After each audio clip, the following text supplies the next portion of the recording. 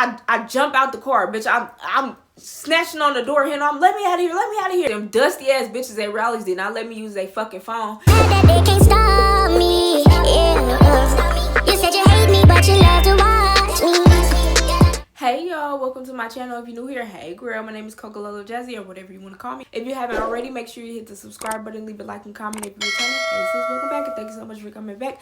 Part 2. I'm in Florida. I'm struggling. My money's running low. I'm going broke. I cannot find a job to match up with my availability.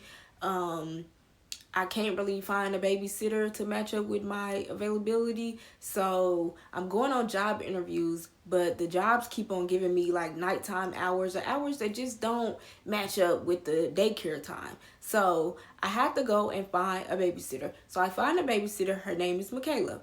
Michaela ended up being like an angel sent from heaven. Michaela was literally my angel. Like, she damn near saved my life. Michaela ended up being more than a babysitter. She is still my friend to this day because she's just such an amazing person.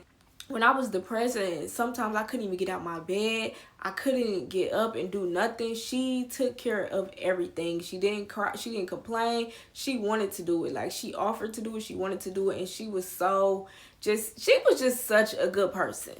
She ended up living with me, traveling with me, and everything. Anyways, fast forward, I had met this girl out there, and she said, hey girl, you need some money, I need some money. We should go to this club and audition to be waitresses or bottle girls because they make a lot of money. I'm like, hell yeah, let's go. I ain't broke. I don't have no more options left. I'm ready to just get this money. I don't give a fuck how I come, bitch.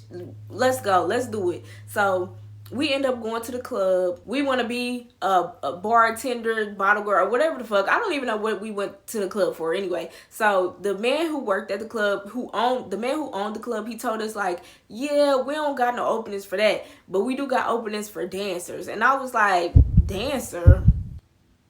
What the fuck do you mean dancer? I look like I know how to dance, bitch. I'm 100 pounds. I was like 110 pounds. Flat chested, like, you know, I always had a little hump in the back, you know, but flat chested. I don't know how to dance. Like, what do you mean dancer? And he like, yeah, you can, y'all can audition today. If y'all want to make some money today, y'all can make some money today and everything. And I'm just like, I'm calling homegirl. She ain't there. I'm calling her. She ain't answering. So I'm just at the club by myself. And I'm looking at him. He looking at me. I'm looking at him like, dancer? Do I look like a fucking dancer? Bitch, this is Miami. Bitches in Miami in the strip club, they got everything. They got hips, ass, titties, all that. Bitch, bodies done, BBLs, all that. I'm in here 110 pounds, flat chested, barely got any ass, don't got no hips for sure. And I'm like, dancer? He like, yeah, you can audition tonight. You can make some money too. And it wasn't nobody in the club. So it was just him, and there was like one man in the club. So he like, yeah, you could make some money right now. And I was like, you know what? Hell yeah. I'm really exaggerating right now because I was scary as hell. I was scared as hell. And I was like, I don't know. Like, I don't think I can do that. Like, I'm not that type of girl. I can't do stuff like that. I don't even have no dancing clothes. I don't even know what to wear. I don't know. Like, girl, I was just so innocent and I was just so innocent back then. It was like, what? Do what? You want me to do what? Oh, no. And he convinced me. He was like, you could make this much money. It ain't nobody in here. You'll be the only girl. It ain't no girls here. You'll be the only girl here. You gonna make the money. It's one customer. You gonna make the money, blah, blah, blah, whatever.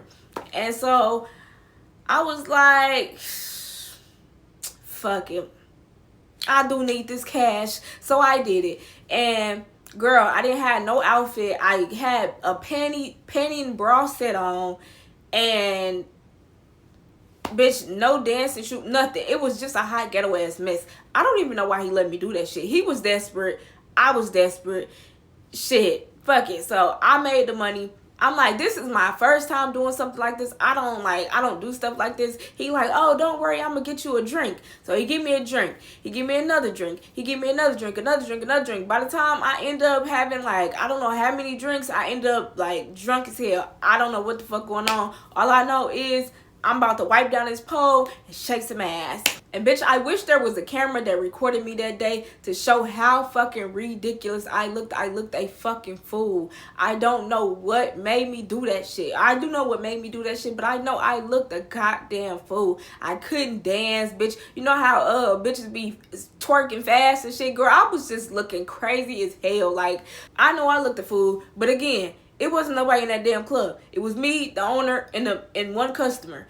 And that one customer, he had to settle for me. Even if he didn't like me, he had to settle for me. So fuck it. So he gave me $900, bitch. So $900 to dance, be drunk, dance, act motherfucking fool.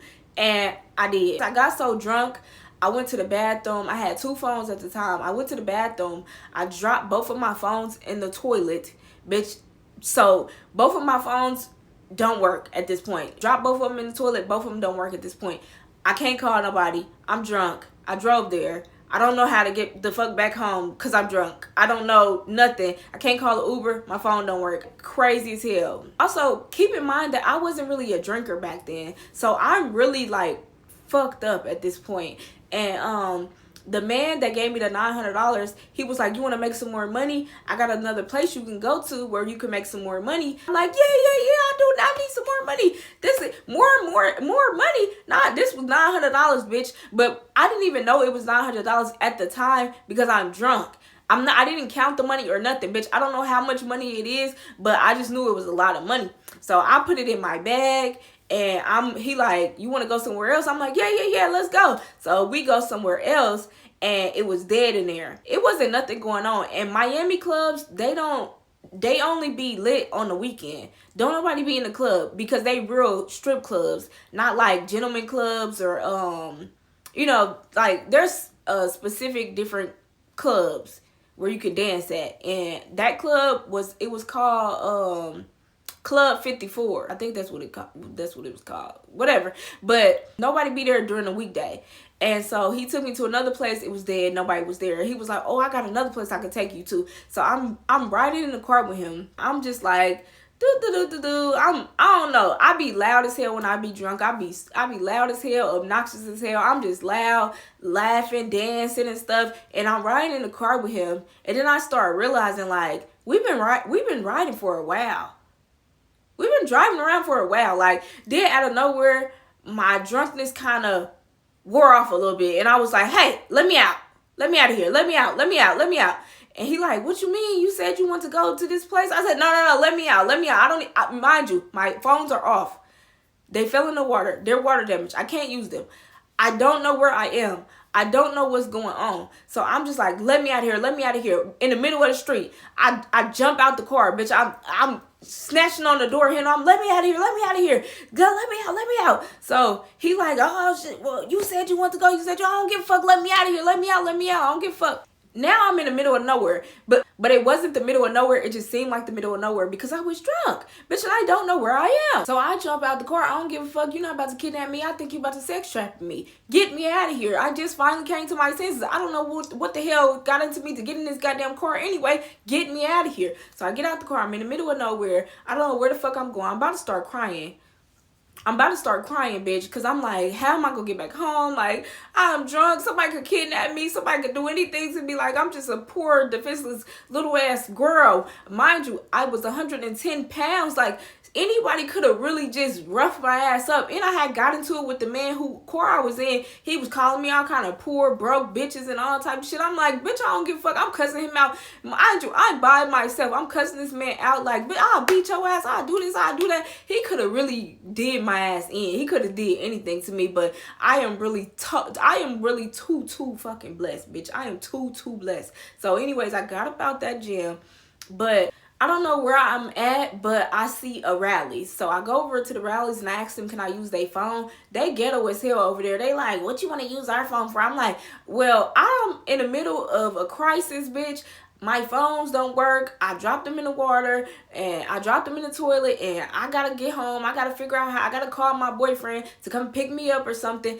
And they just looking at me like, we ain't, now you can't use our phone. You can't. And I'm just like, bitch, I'm cussing these bitches out too. Y'all some raggedy ass bitches too, by the way. I'm still mad about that. I'm still mad about that shit. I'm still mad about that shit. Y'all some raggedy ass bitches. Y'all could have let me use that fucking phone, bitch. My little ass, y'all, they probably thought I was a crackhead or something. They probably thought I was a drunk or a crackhead or a fucking fiend or something. It don't even matter what I was, bitch. I needed to use that damn phone. Oh yeah, I skipped over the part of me getting a boyfriend. So hold on, let's rewind a little bit. My boyfriend, I met him through my babysitter. So I met my babysitter, and then she introduced me to my boyfriend. And I did not want him to be my boyfriend at the time. Like, I kept on trying to push him away. I'm like, listen, what's her name say? Listen, I'm a hoe. I don't cook. I don't clean. I got problems. Kept asking to take me on a date, and I just broke down. Mind you, I'm really fucked up at the moment. I got so much shit going on. I ain't got no money. I got responsibility. I got a baby. I'm out here by myself. I got so much going on. And I just broke down and told him everything. Because he kept on asking me, can I take you on date? Can I take you on date? And I'm like, look. And I was hoping that me telling him that was going to run him off and he was going to get the fuck on. But he was like, oh, I don't mind. I can help you. I can do this. I can do that. And I'm just like, this nigga stupid. But him and Michaela, God sent them both to me. Because, and you're going to find out a little bit more. Let's fast forward and you're going to find out why. Them dusty ass bitches at rallies did not let me use their fucking phone. And I was mad as hell. I'm still lost. I don't know where I am. I don't know what the fuck going on. Anyways, this man come on a scooter, bitch. This man come on an electric scooter and saves the day. He like, hey, what's wrong? What's wrong?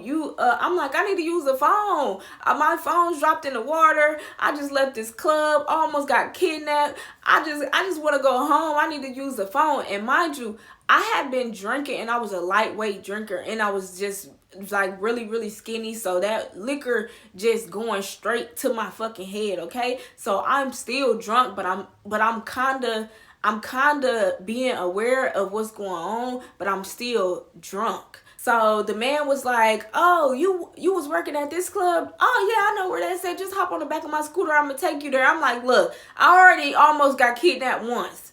Do not try to kidnap me. I swear to God, I will hurt you. I will do something to you. I will, like, listen, if you try to do something to me, I promise you, you not coming out alive. Like, and I gave him this whole little talk. He like, look, I'm not trying to do nothing to you. I just want to help you. I see that you in distress, and I just want to help you. So I hopped on the scooter, and I just prayed and prayed and prayed and prayed. I'm like, please don't let this man do nothing crazy to me. Please don't. Like, I just really want to go home, bitch. I just really want to go home. So he took me back to the club, because that's where I parked my car at, right? So he took me back to my car. I get in my car, and I'm like, okay, now I got to go home. Mind you, I'm drunk still. Get in the car. Don't do this. Honestly, this was probably the worst night of my life, honestly. So I get in my car, I crank that bitch up, and I start driving. And I'm like, I still don't know where I am. I don't got no GPS. My phone don't work. I don't know, like, I don't know my way around. Mind you, I just moved out here. I don't know what the fuck going on. And mind you, the club that I was working at was in Fort Lauderdale. And I lived, I don't know how far away from that. So I'm driving. I get to the highway. I don't know how I got to the highway, but bitch, I get to the highway. I'm swerving. I'm falling asleep. I'm swerving. I don't know what the fuck going on. And next thing you know, a car come right beside me, and they start beeping their horn. And I'm falling asleep and shit stuff behind the wheel. They beeping their horn at me. They roll down the window, and they tell me, roll down your window. And I roll down the window, and I'm like, what? They like, pull over your car. They yelling at me like, pull over right now. And I did. I listened to them, bitch. I pull over my car on the side of the road, and they just drove past. They just drove on. And I'm just like, I'm just about to go to sleep. It's probably like 3, 4 in the morning at this time. I pull my car over on the side of the road, and I fall asleep. I don't think I locked the doors or nothing, but I pull over on the side of the road, and I go to sleep. Because I'm just like, look, I'm too tired. I keep falling asleep. Another freaking angel sent to me, bitch. Another angel sent to me, because If that person would not have drove past me and made me pull over, bitch, I would have kept driving. I would have kept driving my car. I probably would have crashed. I probably could have killed myself, killed somebody, anything. So I wake up. I don't know how many hours that went by. I wake up, bitch, the sun out now. I'm looking around. I'm like, what the fuck? Where the fuck am I? What's going on? But I just kept driving. Once I was awake and I was sobered up, I started driving. I ended up making it home. I don't know how the fuck I got home. Bitch, I didn't have no GPS. Didn't know where I was going. But I got there. So I got home. I count my money. I'm like, ooh, I got $900. This was a crazy ass night. Maybe the worst night of my life. But I made $900 in one night. I'm doing that shit again. So I tell my boyfriend, he get mad. He like, I didn't sign up to have no stripper girlfriend. I didn't sign up for this. You not about to do that. You should have asked me first, blah, blah, blah. And I'm like, ask you what? Ask you to pay can you pay some bills? No, I'm broke. Oh, okay. Shut your ass up then. The fuck. Anyways, fast forward, my best friend came to visit me, and she's the only person I told that I was dancing and stuff because, bitch, again, I was not that type of girl. Like, I could never see myself doing no shit like that or telling nobody that I was doing no shit like that. I used to lie to everybody and tell them that I had a work from home job, but really, I was shaking ass at the club. And I told her, well, when you come, I'm going to be dancing at the club because I need to make some money. I ended up not being able to dance at the club, so I couldn't make that money, and I started breaking down in front of her. I was going through so much at this point in my life. I was very depressed. I was contemplating getting myself up out of here. I didn't want to be here anymore. I just didn't want to live anymore. The way that I was feeling, it wasn't even like pain. It was like numb. It's like I felt nothing. And that's one of the worst feelings ever, to feel nothing. Like I don't even know how to explain it, but it was a lot.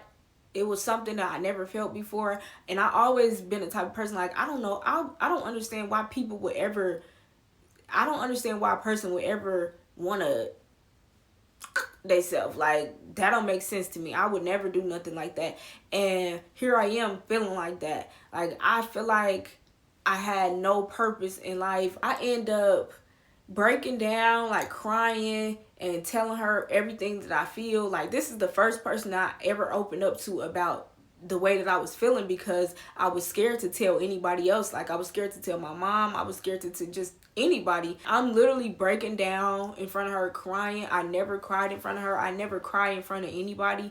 And I just so I tell her everything, how I feel, and she looks me in my eyes and she says, that's weird. I don't want to hang with you or talk to you or be around you if you're going to be acting like that, because that's weird. But when you get better, we can talk again.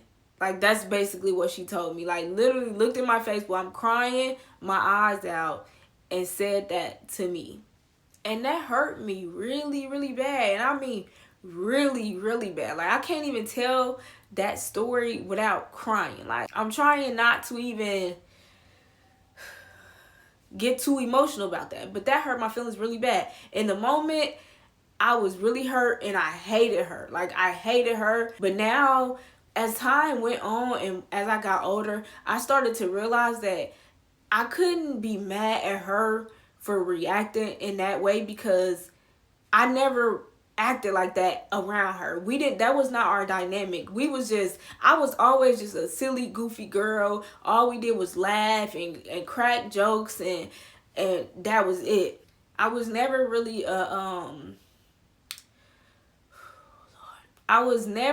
a sad person. So don't cry. So it was different for her, and we were just going in two total different directions. Like, I just had a baby, I just moved to a whole new state, I got my own place, I got bills, I got a lot of responsibilities, I got a lot on my shoulders, a lot on my plate. She was still living with her mom. She didn't really have any responsibilities. She's no kids. So we was just going in two different directions. At the time, I didn't understand it, and I was really mad. I hated her, actually, and as I got older, as time went on, as I got older, until right now, I was like, it was just life, like, and I realized, like, I couldn't be mad at her because we not on the same path.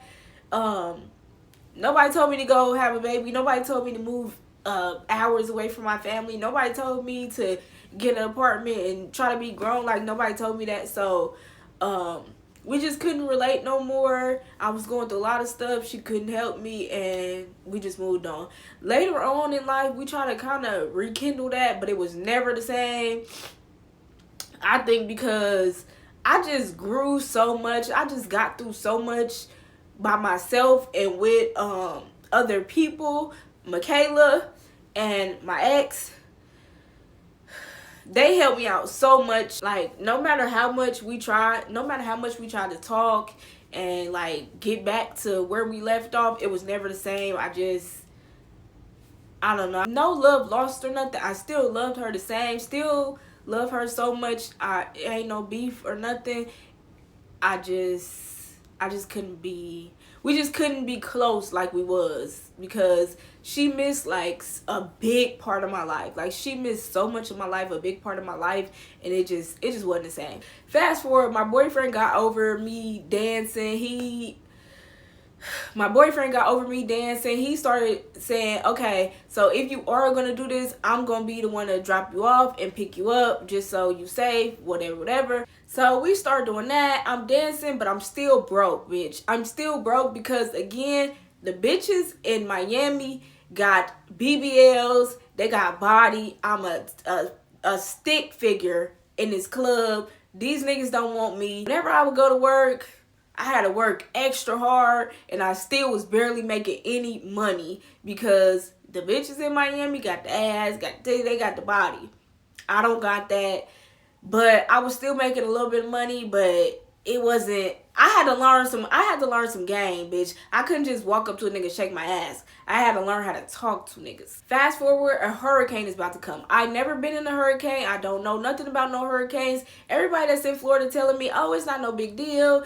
We been through so many hurricanes, and so it's gonna be okay. You can stay here, whatever. My family, on the other hand, they said, hell no, you need to leave. Oh, it's gonna be a category, whatever. You need to get out of there. Hurry up, get out of there, whatever. So I pack up all my stuff. I didn't pack up all of my stuff. I packed up some of my stuff. Hurricane coming, I leave. I go to Georgia.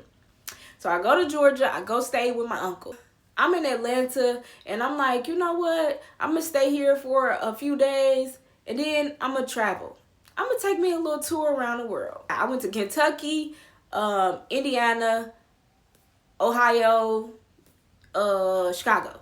So I'm like, while I'm out here, I might as well go work at some of these clubs and make me some money. So I did.